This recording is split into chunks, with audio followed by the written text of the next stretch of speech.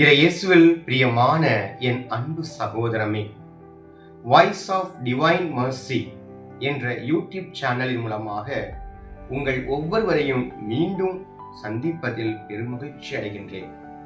இன்று தாயாம் திரு அவையோடு இணைந்து ஒரு புதிய ஆண்டை நாம் தொடங்குகின்றோம்.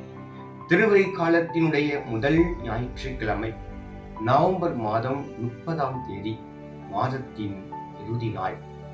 ஆண்டுடைய வருகையை எடுத்துரைக்கும் 3 வாசகங்களும் இன்றைய முதல் வாசகத்திலே இறைவாக்கினர் எசையா கண்ட காட்சியை பார்க்கின்றோம். மனுமகன் வர இருக்கின்றார், மெசியா வரப்போகின்றார், புதிய வாழ்வை தரப்போகின்றார்.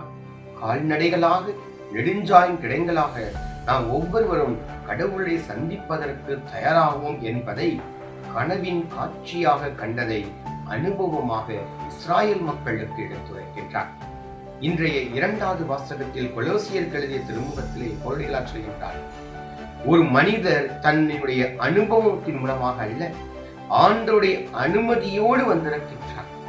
அவருடைய பொருட்டு நாம் ஒவ்வொருவரும் புதிய வாழ்வு பெற இருக்கின்றோம். இந்த திருவருகை காலத்தினுடைய முதல் நாளிலே, முதல் வாரத்திலே நாம் இருக்கின்றோம். என் அன்பின் பிரியமானவர்களே, ஆண்டோடைய வருகைக்காக நாம் ஒவ்வொருவரையும் தயாரிக்கும் பொழுது இந்த 4 வாரங்களும் நாம் செய்யும் ஒவ்வொரு முயற்சிகளிலும் இறைவனை மையப்படுத்தி பாலன் இயேசுவினுடைய வருகைக்காக நாம் ஒவ்வொருவரும் தயார்படுத்துவோமா? இதைத்தான் இன்றைய நற்செய்தியிலே மத்தேயு நற்செய்தியால் அழகாக சொல்கின்றார். விண்ணுக்கும் மண்ணுக்கும் உரியவரே. எபிரேயர் 11வது அதிகாரம் 7வது வசனத்திலே நாம் வாசிப்பதைப் போல இந்த உலகத்தினுடைய மீட்பர் என்பவர் நாம் ஒவ்வொருவருக்கும் புதிய வாழ்வையும் புதிய வானகத்தையும் விண்ணகத்தையும் கொடுப்பார். அவற்றிற்கு உரியவர்களாக நாம் இருப்பதற்கு இறைவன் நமக்கு ஒரு வாய்ப்பை கொடுக்கின்றார் என்பதை இன்றைய 3 வாசகங்கள் மூலமாக நாம் சிந்திக்கலாம். ஆம், இயேசுவில் பிரியமான என் அன்பு சகோதரமே, திருவருகை காலத்தினுடைய முதல் ஞாயிற்றுக்கிழமையிலே அடியெடுத்து வைத்துள்ள நாம் ஆண்டவர் இயேசு கிறிஸ்துவினுடைய மீட்பிற்காகவும் பாலன் இயேசுவினுடைய வருகைக்காகவும் நாம் நம்மையே முழுமையாக தயாரிப்போம்.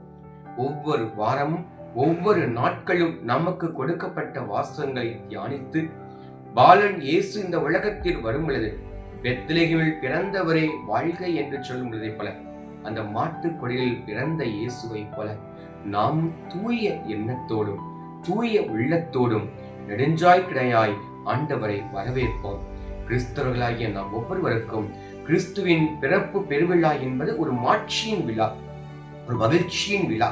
நாம் ஒவ்வொருவருக்கும் ஒரு புகழ்ச்சியின் விழாவாக மாறுவதற்கு நாம் சிறந்த ஒரு தயாரிப்பை செய்வதற்காகத்தான் இந்த காலத்தை தாயாம் திரு அவை நமக்கு கொடுத்திருக்கின்றது.